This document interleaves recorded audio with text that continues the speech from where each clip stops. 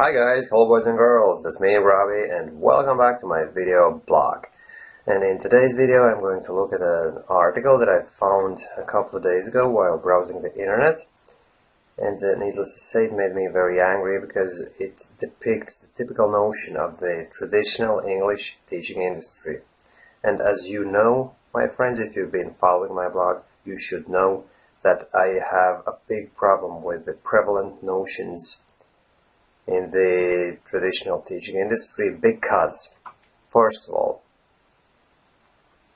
everything is so focused on grammar studies and centered around textbook-based studies, primarily involving writing and reading, right?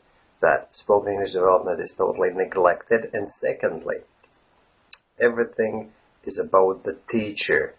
The student kind of takes the back seat, quite literally, in the classroom. The teacher is in front of the classroom, and the teacher displays his superior knowledge and skill and tells the students what to do, and students only engage in passive activities for the most part, right? Most of the time.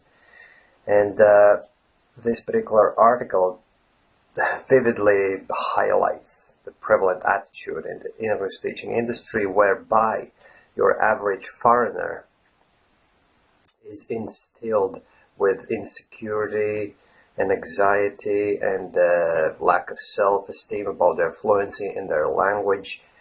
And here we go, right? Learn English speaking tricks to hide your heavy accent. This very first sentence, the headline of the article, to hide your heavy accent. What does that really mean? The subliminal message is you have to hide your heavy accent. Basically, you have to be ashamed of your heavy accent.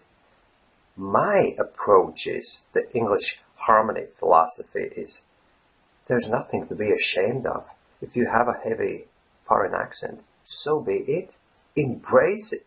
Surely, you may want to improve upon your pronunciation over time. And if you're anything serious about your English fluency improvement, it's going to happen regardless, really, of whether you put conscious effort into it or not. Well, having said that, I have to agree, if you work on your pronunciation with big dedication, it's going to happen sooner rather than later. But anyway, things will look after themselves over time. If you live in an English-speaking environment and you speak with others in English, your English fluency will improve, and your pronunciation with it. And you don't have to be ashamed of your identity, of your national background, of your heavy accent. There's loads of foreign English speakers who speak with very heavy accents, yet they're fluent. And I've met many professionals in my life who speak completely fluent English, yet at the same time they speak with heavy accents.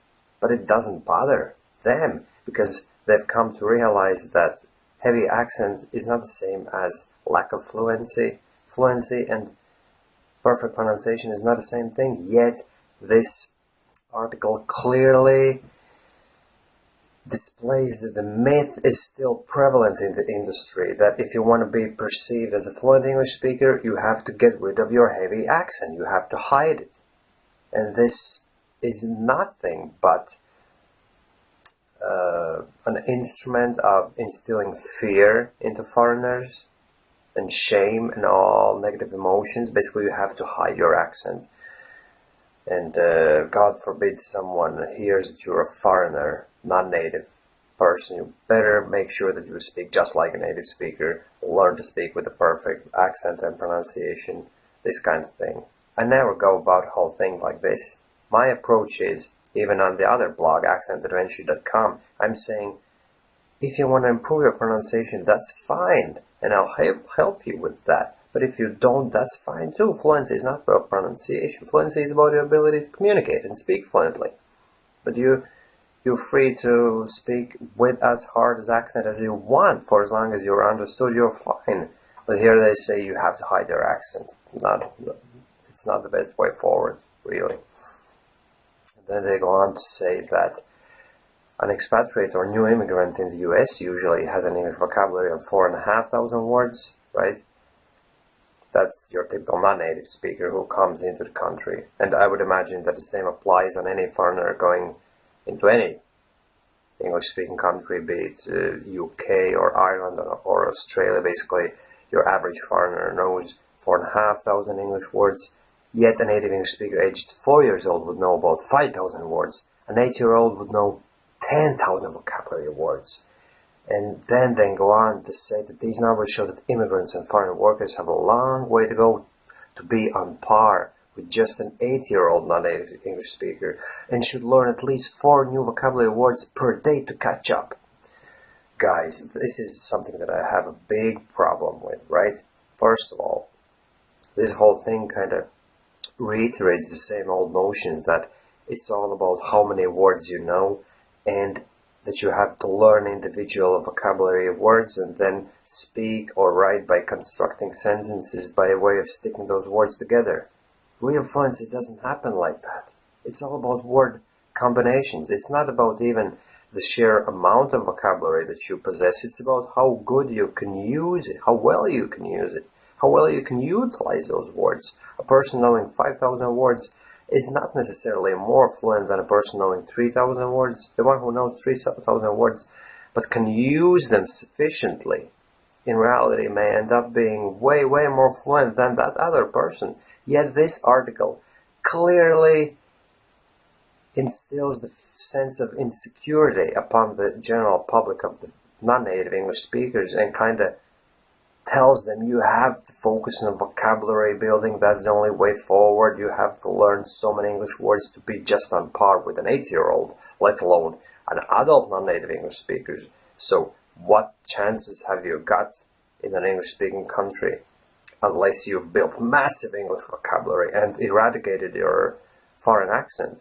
And that's the exact way I was taking, path I was taking years ago when I was focusing upon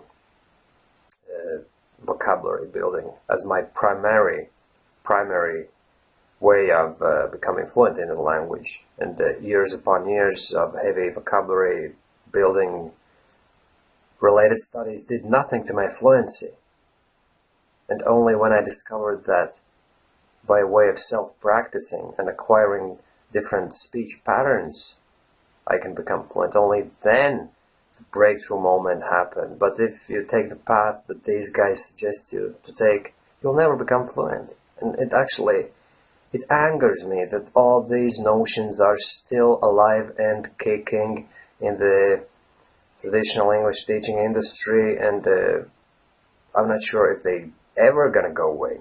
Probably they won't, because this whole industry is sustained by native English speakers who haven't got a clue how you can learn the English language and speak in English fluently, because those people have been speaking fluent English since they were kids, since they were children. So they use all these phrases like a 4-year-old knows this and this many words, and to be on par with him, you have to forget about the concept of comparing children, not native speaking children, with non-native adults.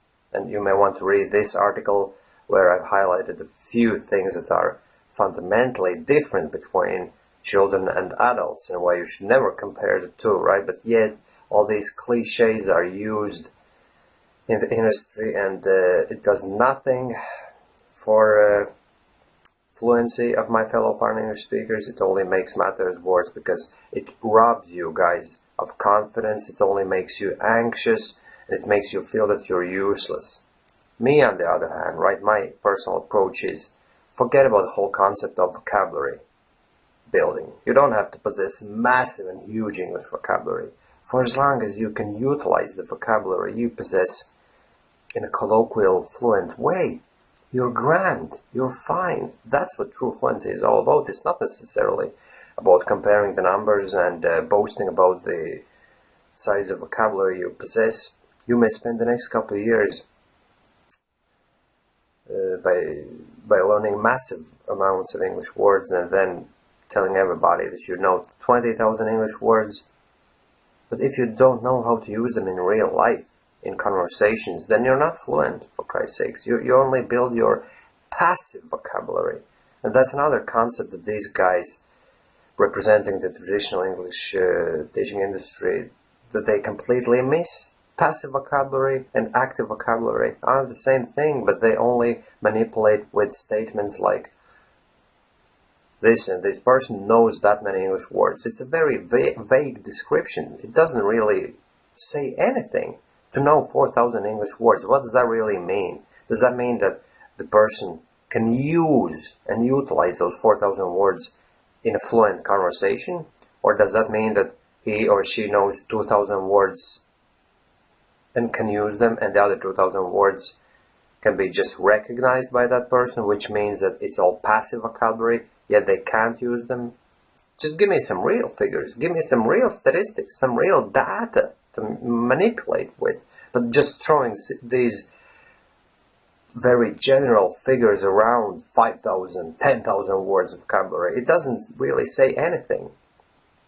And as I said, it's not about the individual words, it's about word combinations. So take 3 English words, you can combine them in so many different ways. That's one combination, that's the other, that's the third, and then, hold on, how many combinations are there? 1, 2, anyway, am I wrong in saying that there's 1, 2, 3? Okay, you can combine them in 3 different ways, that's fine, but if you have 4 English words, there's a whole lot more combinations. Now 1, 2, 3, 4, 5, you see, the more the number of individual words you kind of know, the more word combinations are out there for you to utilize. So if you know English vocabulary consisting of only 1,000 English words, the number of different phrases and word combinations and sentences you can actually use in your conversations is much, much bigger. It's probably reaching 10,000 or something like that. So using the figure of words, you know, really doesn't say anything at all. And I really, really doubt that a 4-year-old child who knows 5,000 words is more fluent than a foreign English speaker who knows the same amount of, like, who knows 4,500 words. I would imagine that you can be way more fluent than a kid with fewer words in your vocabulary, because of your experiences of life, because of all the different life situations you've been in, and you may know how to utilize those words in 100 different ways, in 1,000 different ways, more than the child does. So instilling anxiety and lack of self-confidence in foreigners by writing such articles, and this is just a small representation of the entire English teaching industry, right?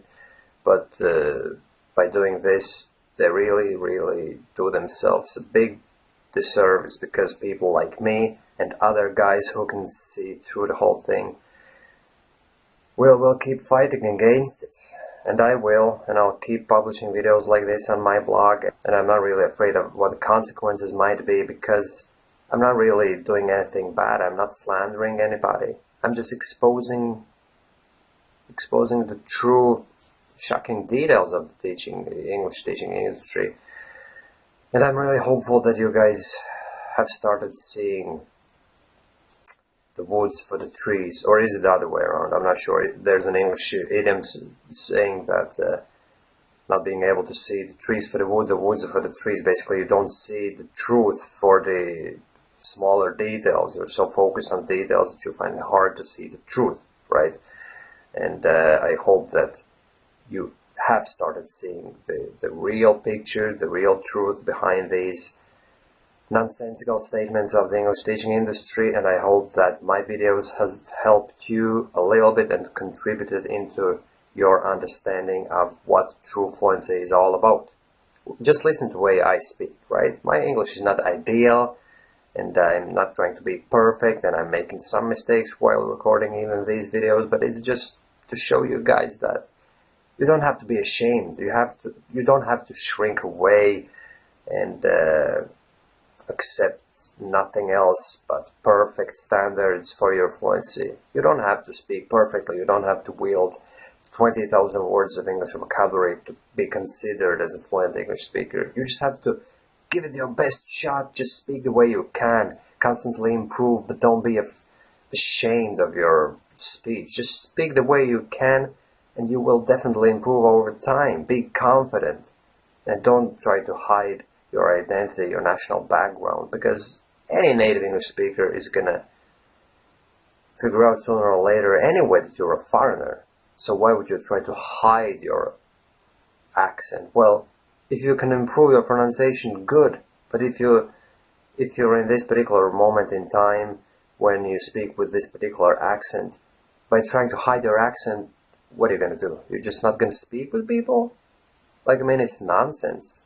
You just have to go out there, don't be afraid, don't be ashamed of who you are, embrace the concept of speaking with other people, and most and foremost, my friends, realize that English, as such, the English language, it belongs to us, to you individually.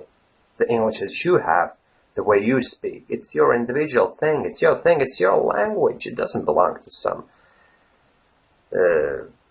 traditional institution, some Oxford. I'm getting a bit tongue-tied. I can't really explain myself. Oxford. What's Oxford? Is that not college? The point was, it doesn't belong to some guys sitting in high seats in one of those institutions, one of those universities. You know what I mean? It belongs to people, and not just native English speakers. It belongs to anybody.